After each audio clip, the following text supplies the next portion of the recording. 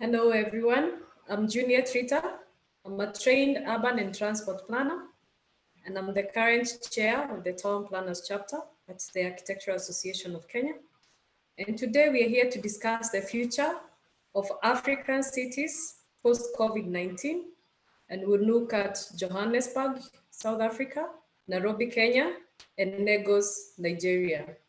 Dr. Abdul, Yeah, we understand in Nigeria, like in Kenya, you had the lockdown and the economic impacts were just as much as we experienced in Kenya and other parts of African cities, given the fact that we are cities that are developing and economically we were not prepared for this kind of pandemic. We also understand we were not prepared in terms of even the facilities that we have, the services that we have, and more so even the manpower that we have to guide development in our cities. So I would want just for you to give us a scenario of what was happening during the lockdown in terms of your role in development control. What were some of the challenges that you encountered? thank you very much for having me. And it's my pleasure to be part of this important occasion. COVID-19, just like any other part of Africa, especially sub-Saharan Africa, came to us as, should I say, a surprise. Not prepared for it, not because we are not familiar with pandemics, but this is something coming in 2020. And because it started from afar, many people thought it would never reach Africa or even Nigeria or even your own locality, wherever you are in Nigeria. But suddenly, I think around March, the first index case was identified.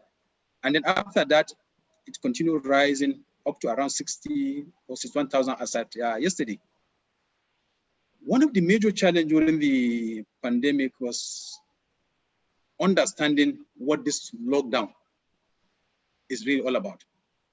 It looks a little bit easier in the West, but in typical traditional African setting, it came with so much difficulty. In fact, it was like a kind of, most of the cities were undergoing a kind of war-like situation where you can't go out and you don't even know where to go and get your daily requirement. Most importantly, looking at our setting, economic activities, most people really depend on the daily work to get their money to feed their family. You are asked to stay at home without doing anything. That really was one challenge that the government faced, how to manage people to be at home without going to anywhere over a very long period of time. Development control, of course, even without the COVID, in a typical Nigerian setting, happens to be a very difficult thing to do.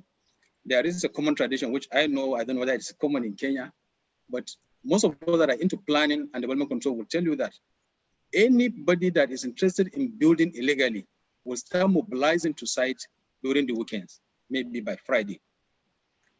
Everything will be ready, the block, the cement, and water.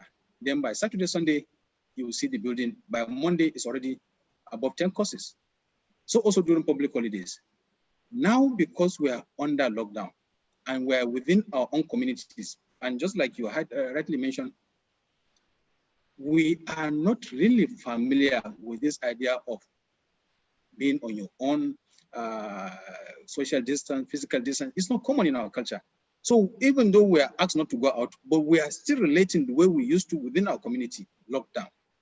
So those of us that are really having work to do within the neighborhood usually find available labor, and people are willing to continue doing the work. So within this period of, let's say, 3-4 weeks, most of the buildings under construction were almost at roofing level. People took advantage of that to get their work done, because at that time, no any official of government will be going around. In fact, nobody was even interested in building or development control, but more about the life of individual. One important thing that really showed its face was the concern between the two groups. Let me use the word, between the have and the have not. Most educated elites that are really aware of what COVID is all about, being a virus, it can affect you, it can kill, and are really educated and they are living in a very good place and they can practice social distance. While the people that are over 70% that depend on daily work to get their money to feed their family are more afraid of poverty and hunger than on COVID. So telling somebody to stay at home for 2 weeks and nobody's giving anything, we don't have a very, very effective social security system. And that is one thing I think across most part of sub-Saharan Africa, very weak social system. And because of that, we have that challenge. So to just summarize for the introductory part, development control during the COVID was really at a very low ebb, and many people that are really trying to beat the law took advantage of that to start and even complete some of their building. That is something that we have experienced during this COVID-19. Thank you. That's a very interesting scenario. Tanzan, in terms of what was happening in South Africa, what was happening in terms of access to public services, like public spaces? Were people able to socially distance? What was exactly the scenario in Johannesburg? Thank you for that, Juliet. The fact that the haves and the have-not, there's such a big distinction between how much we have and the access to resources and infrastructure that meant that the impact on the different the economic levels was vast. The more affluent had access to gardens and open spaces where you could, where the impact on the physical impact on yourself was very, very limited, and you have access to food across, nearby a supermarket, available pharmacy. But the have-nots, in terms of, it's quite distinct here, in terms of the townships and informal settlements where the areas are much more dense, where there's virtually little or no infrastructure. We couldn't even gain access to the very basic conditions of COVID, where you should be able to social distance or have access to clean water to wash your hands. So there was very limited access to clean water in majority of the spaces. And the fact that you were in such dense spaces and in multi-generational living meant that the people without access in a lower incomes were much, much more vulnerable to COVID. So this distinction between the inequalities in our society, both society, access to healthcare, access to infrastructure, just became wider. And then the need for the gaps between them really became quite vivid. And there is a chance and opportunity for us as the built environment really need to step in now. And change has to happen now. It's a very interesting point because I think inequalities is something that we all struggle in cities in Africa as well as other parts of the world. Haman, I want to go over to you, and this time I want to hear about something to do with climate change, because we have to appreciate that one of the things that this pandemic has taught us actually is that we can be able to reduce our greenhouse emissions. Within a short time, when we had experienced this lockdown, airspaces were closed, there was total reduction of greenhouse emissions and improvement of air quality in our cities. So going back in terms of some of the things that we could borrow from this pandemic, do you think some of those things that we saw, were they just short term, or is there something that we can borrow and build on to have to fight against climate change? Yes, Juliet, thank you for that question. I think the climate change issues and the lessons that we could learn from the COVID experience goes hand in hand. The COVID pandemic was like a stress test on the whole total urban system. And it showed up some weak spots, but it also showed that if we change our behavior, that we could have significant improvement in other sectors within the urban area.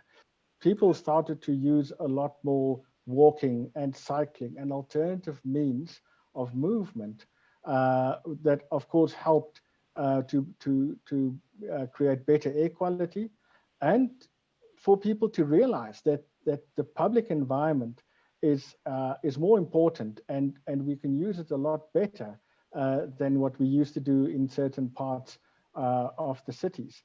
So all in all, one reverses the toxic environment that's created with water pollution and air pollution, and that if we keep these kind of measures that's now been implemented and expand them within the cities, we could actually make a significant impact on climate change as well. as improving the health and well-being of people. In France, in Bogota, and many other cities where they've closed down roads for cars, where they've increased the pedestrian network, where they're putting in a real effort to create 15-minute walkable neighborhoods. Those are the things that I think one needs to retain after the pandemic has gone, because we now know that it can work. Thank you very much. And that connects with what Penina is very passionate about, sustainable transportation. So in your view, given the existing scenario, given our streets, how do we go about redesigning our streets so that we can accommodate active transportation and really push for sustainable urban mobility? Thank you. Thank you so much, Juliet, for that question. In terms of creating more walkable and more sustainable transport solutions in our cities, we need to think about how we have to create, they make a deliberate decision to provide for the majority. If you look at Nairobi, for example, based on the border split, how people travel in Nairobi city, 40% of people walk, 41% of people actually use public transport. And that's 81% of people either at some part of their journey, they have to walk, or either beginning or the end of their journey, or the entire journey of their commute. So that's a very big number. But then when you look at the infrastructure provision, it does not match up. We mostly cater for only the 13%, which actually use private cars. So what you've seen, like in the cities that you mentioned, within a very short time, it's not because they expanded their roads. What they did is tactical urbanism, where they redesigned their cities to accommodate for walking and cycling. And what I call that is what we call road diet. What we mean by road diet is reducing the number of traffic lanes dedicated to motorized traffic and allocating that to NMT, that is walking and cycling. So that's what these other cities did, and that's what we need to do. Because if you look at Nairobi, we could not have a continuous cycle network. We do not have a continuous, you cannot actually walk from your neighborhood to your workplace. And the way that our city is designed, it's more car-centric. It's easier for you to access your workplace with a car than it is to use either public transport, walk, or cycle. So what we need to do, we need to rededicate, we need to redesign our roads. As they are, we don't need to build more roads. Redesign them to accommodate for NMT. And as ITTP, where I work, we've actually worked with the Ministry of Transport. We've developed a street design manual for urban areas in Kenya. And it gives a proper guideline on how cities need to, or cities in Kenya, cities and urban areas in Kenya need to come up with sustainable solutions, like how they can actually design complete streets that accommodate walking, cycling, and public transport. Thank you very much. That's very good insights. Road dieting. I thought only people can diet. I didn't know we can have road dieting on our roads. Very interesting concept.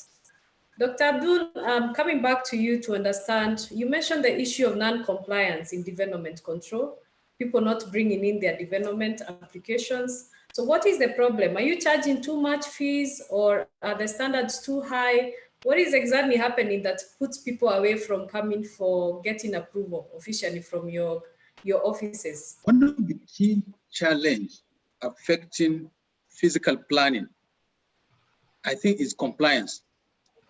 And from what, of course, we have read, we have seen in practice, most of the standards look a little bit too elitist.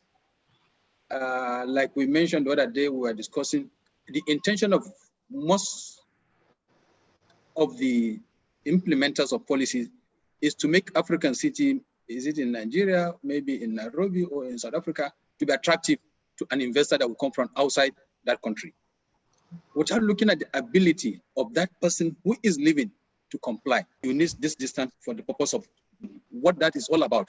You're not talking about road only, you're talking about you need to have the space for gas, you need to have space for drainage. There's no education, it's only standard, comply with it. So the standard on one side is on the high side, and the process to get the approval is a little bit complicated. Mark you, we have been doing planning even before independence. During the colonial period, if you go to most part of Lagos, Lagos happens to be one interesting city that even before Nigeria, there was Lagos as a colony. And the beginning of planning in Nigeria started Lagos colony, 1863 or thereabout. Why? As a result of outbreak of disease. So that was the beginning. So the standard looks a little bit too complicated. So before the independence of most of these countries, for instance, Nigeria, if you go back and look at some of these old cities, from Lagos to Kano to Minna, Ibadan, you will see element of planning as far back as 1940 something, whereby you have the Great Iron pattern. Very simple, without too much technicalities. And at that time, how many planners do we have in Nigeria? But they were able to maintain that. But just fast forward to the present day, you have more universities open planning, more lecturers of planning, more students of planning, more practicing planners, but we have problem implementing because we're not communicating with the ordinary man that's supposed to comply. That is one. The second issue is the issue of cost, affordability. We have tied that, and this is one of the major scenarios which I think we need to look at it. We're talking about title to land, which is very important if you go by the theory of using title to create capital. So when you know who is where, you have a title, you can increase the capacity of that person to do something. In most parts of Nigeria, we have turned development control, issue of title, to a revenue-making measure or avenue. So because of that, not everybody will have the capacity financially to follow through to get that approval.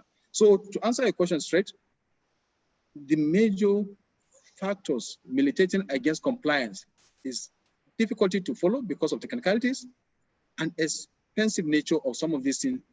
And they are not meant for the purpose of, because the respect, most of these people don't have the title, they can approach the formal process because they have ordinary, what they call the native agreement.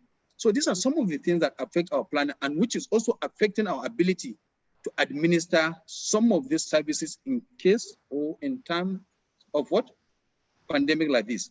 Just to confirm in terms of costs, are the costs high in terms of the application fees to the government, or are the costs high in terms of even paying the professionals to prepare their applications? Good. You have added another dimension, which is I have even removed the issue of professional, because I'm even assuming that you have already designed the plan. You are just presenting it to the office. So there are two layers. Your ability to have the design, which you have to pay for it, and also to get it approved.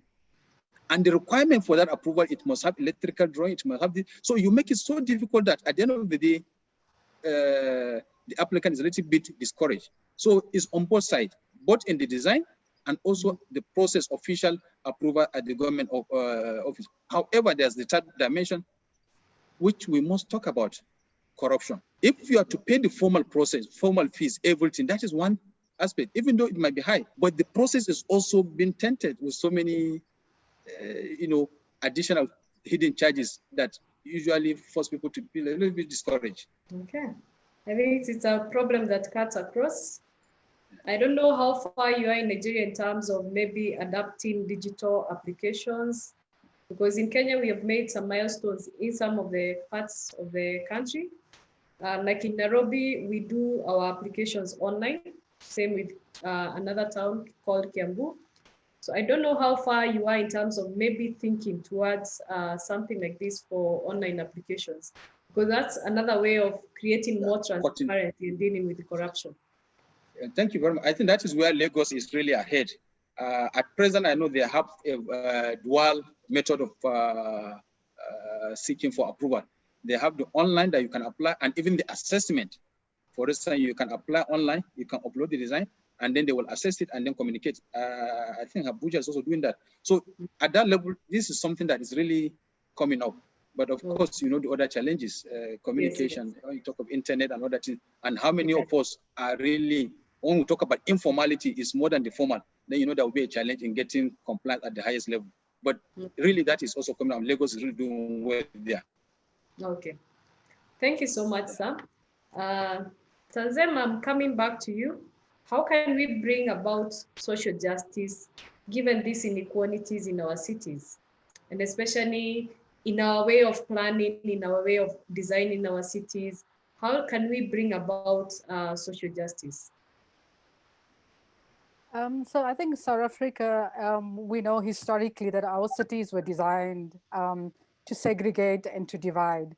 And that so intrinsically, the very structure of our cities is against accessibility, it's against opportunity, and it's meant to keep you in whatever. So if you are born into a more prosperous cycle, you will remain in, so education to school, to infrastructure. And if you unfortunately born on the other side of the spectrum, you're locked into that.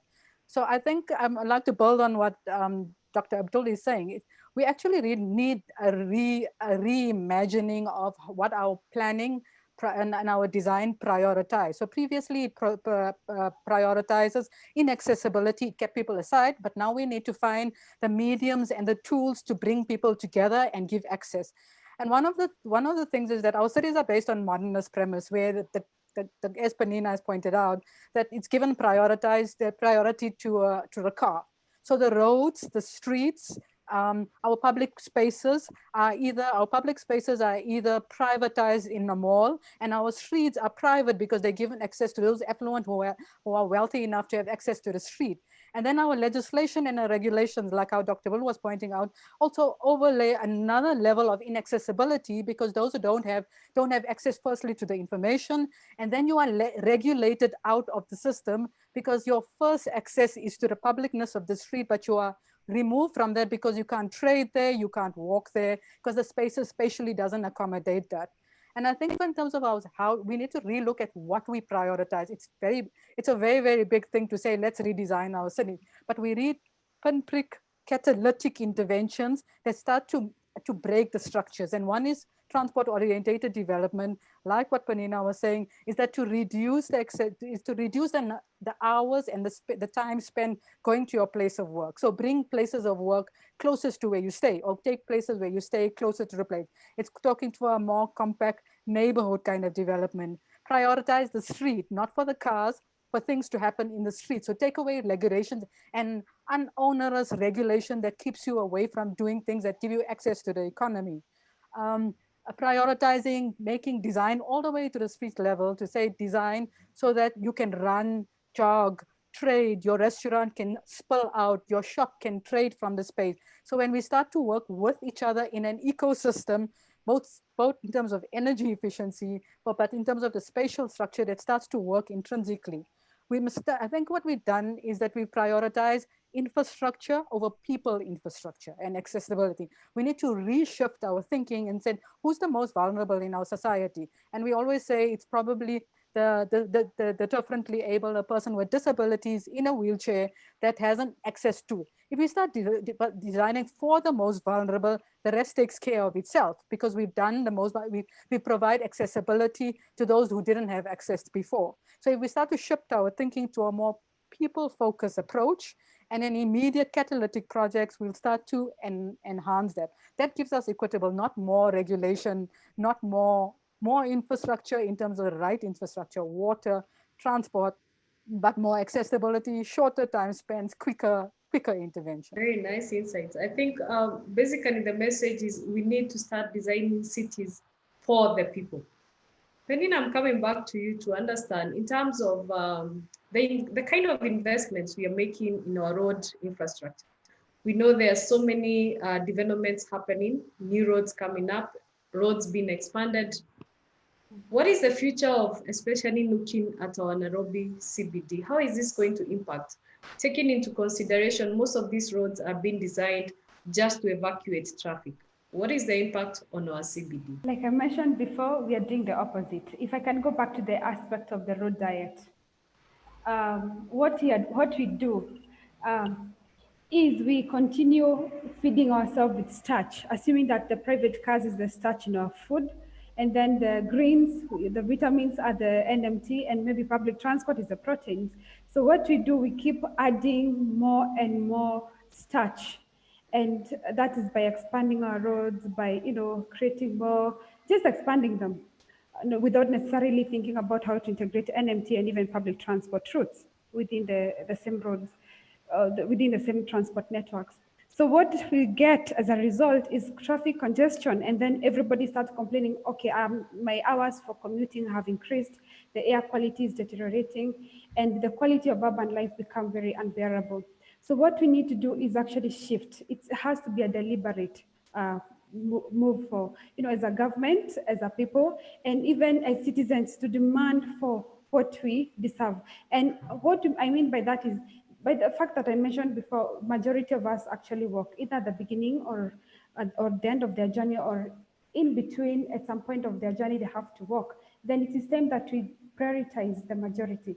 And if I could go back to the COVID scenario, I know in Nairobi we did not quite experience complete lockdown, but for cities like India, New York, London, and all those cities that had complete shutdown, and the cities did not have anybody, then they realized that, okay, actually the city is not because of the cars, it's not because of the buildings, it's not because of the many roads that we have, is because of the people. And what we need to do is bring the people at the center of the design. By bringing people, number one, provide that continuous standard walking and cycling infrastructure. And then number two, think about their safety. When I'm using that street, how safe am I? Am I going to get to my destination safely? During COVID, you've seen a lot in Nairobi. You've seen a lot of increase in the number of accidents involving cyclists, and this is because of their fears of possibly using public transport.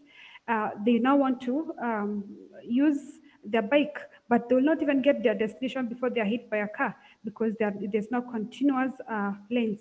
So what we need to do is provide the infrastructure for the people. And like Tanzim mentioned, we need to ensure that they are safe and they are connected. And then again, ensure that they are safe. We have provided safe crossings. At ITTP, talk about tabletop crossings, at grade tabletop crossing, because what you've seen as the roads are being expanded, we've seen a lot of heavy investment on footbridges.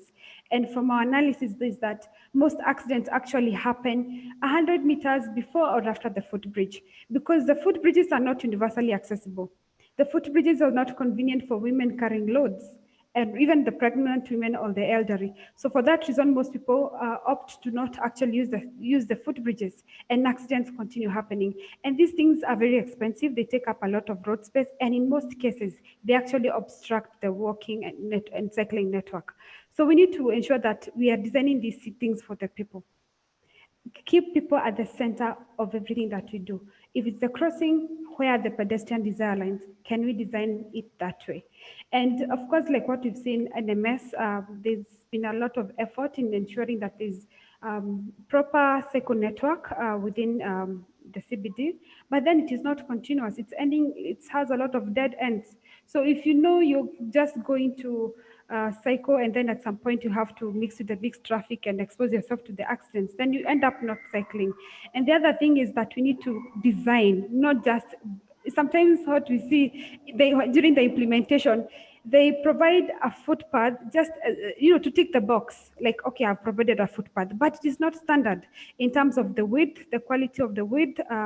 We talk about minimum 2 meters, because minimum 2 meters is convenient for at least two people walking and even passing each other, or even somebody navigating in a wheelchair. And like, I want to give you an example. Think of the NMS street that was implemented at Mwindi Bingo Street. On this side of Jivanji Garden, there was already an existing pretty nice walkway, not just a very short one. And then what NMS did, they implemented a cycle track and a footpath at the median. So, so for you to use that footpath or cycle track, you somehow have to cross the road. And then if you look at this side of Jivanji, there are already some existing trees that would have provided some very template walking area because of the shade, the greenery, and even the safety. So now why push it's within the same road? Why position the NMT at this median, while there was already something existing and they're already supporting infrastructure like the trees that would have been, made the walking aspect more usable. And now what the result of that is, right now that space is being used by boda bodas. That just shows why we need to put our thoughts before we design. So in as much as we want to talk about ensuring that we do things right, we have to put a thought in it. And the other thing I have to say, it's never too late to do something right. I want to give an example of a city. I don't know how to say it correctly, but I know it's a city in Seoul, Korea. And what they did, they built an expressway. And the more they expand, when you build an expressway, you're thinking that you're going to solve the public transit. Okay, the traffic congestion. But the principle of transport planning is the more roads you provide, the higher the demand, what we call the induced demand. So they experienced more traffic congestion. And what they did, a very proactive mayor came in and they actually demolished the expressway. It cost them more money, of course, but then after they demolished the expressway, they prioritize walking, cycling, and public transport, and the traffic congestion significantly reduced. That just shows that the more you expand the road, that is not a solution. We need to actually reduce. And just to mention as I conclude on this, traffic does not behave like liquid. You know, a liquid, when you put in a pipe and the pipe is small, it end up flooding, coming out. But actually, how traffic behaves, it behaves like a gas. So if you put it in a small section, it is going to compress itself and accommodate itself within that small space. If you continue expanding, then you're creating more space, then the gas, in terms of the traffic, continues to bring more problems in the city. So we need to ensure that we design our cities, reduce the diet like I talked about, reduce the traffic lanes, and ensure that people are prioritized and do not expand roads to solve the traffic congestion, because that does not work. Thank you very much, Penina. That's a new thought in terms of traffic being the same as gas. If you put it in a small container, it fits. If you put it in a bigger one, it still occupies the whole space. And Herman had a very good idea of the 15-minute walk neighborhoods, which is also compared to what we had before as the mixed-use compact cities. But just a thought, Herman, given the scenario, the COVID pandemic and the issue of contamination, the issue of people being in one place, was it more of a challenge for cities that had high concentration of people? Was it more of a challenge for cities that had sparsely populated places and maybe crowded spaces like slums? What is the way forward? Do we still push as planners for dense, compact cities, or what should we be working with? Yes, Juliet, I think since the beginning of the pandemic, it was a burning issue, this whole issue around density and cities being the culprits within the spread of the pandemic. But what became clear out of the evidence is really that the size of cities matters. So where there's more people congregated, that is where the disease spread more because of the population that's there. And also cities that were more well connected and had a lot of movement between them. That's how the disease spread. So there's clear correlations on that. With density, on the other hand, there isn't such a clear correlation. It's not to say that an area that's well planned, well serviced, that is very dense, had a higher level of disease spread as well. And the evidence certainly suggests that cities or neighborhoods and areas that have got a high density were actually better able to respond to the pandemic than cities that didn't have that density because of their access to services and so forth.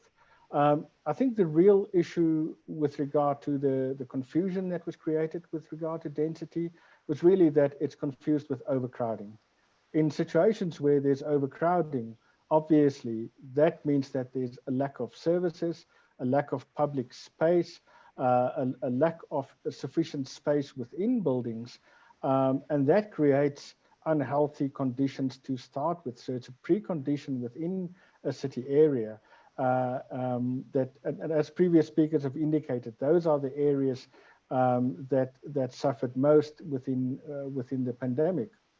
But overall, areas with density has emerged as areas that could deal with the pandemic a lot better, both in terms of people being able to access their daily needs, with people being able to move around.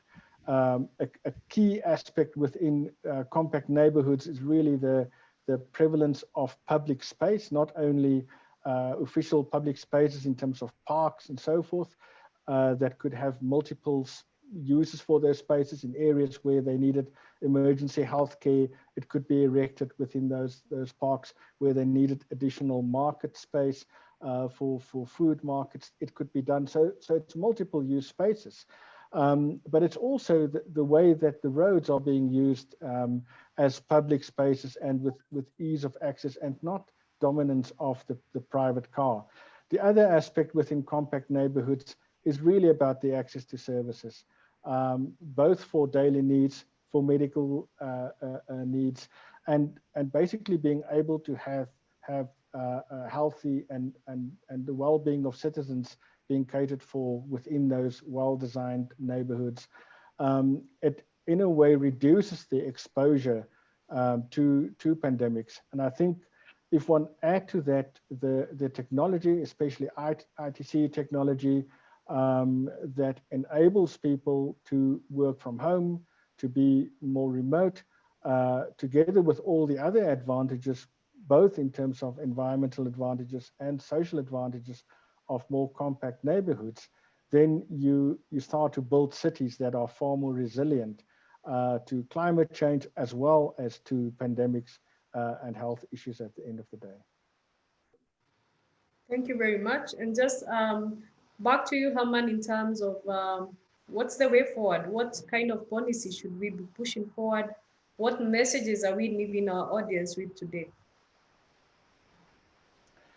I think at the end of the day, the cross-cutting reliance between sustainable development, development for healthier cities and neighborhoods, all of these things are not mutually exclusive. They work together.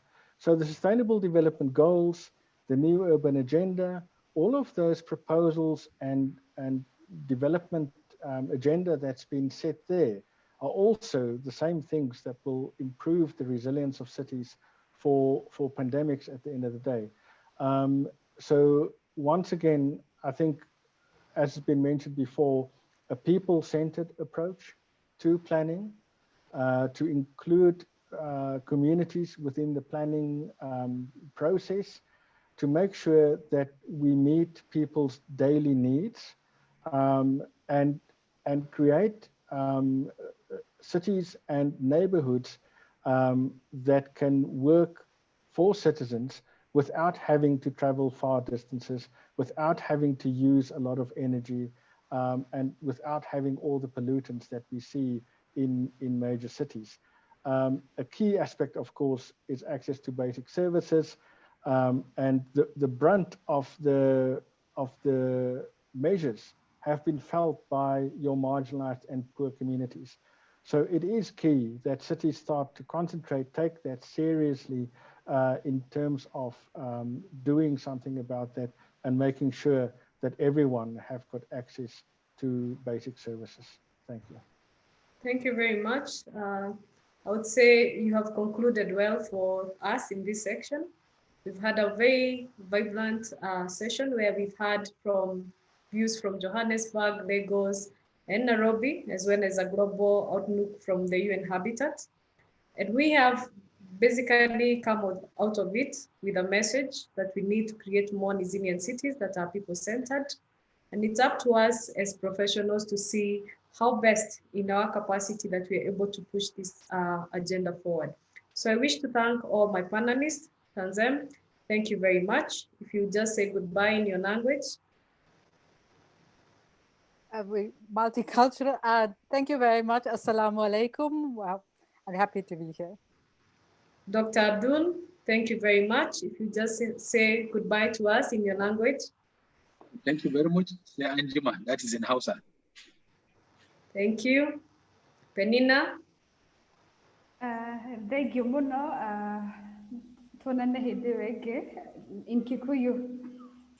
Thank you very much. And Herman, thank you very much. Bye, donkey, to sins. Goodbye, everyone. Kwaheri. Thank you. Thank you.